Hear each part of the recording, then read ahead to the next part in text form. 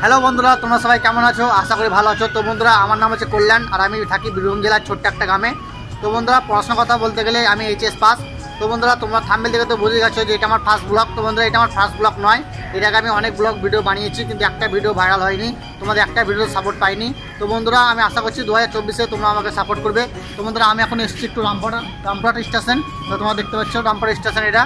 তো বন্ধুরা, আমি এখন যাচ্ছি কলকাতা। তা আমার সাথে আমার একটা ভাই দেখা হয়ে গেল। এটা হচ্ছে একটা ভাই আমার। গাইস, এই দাদাটা খুবই ভালো, দেখা হয়ে গেল। দাদার জন্য প্লিজ ভিডিওটা যেন ভাইরাল হয়ে যায়।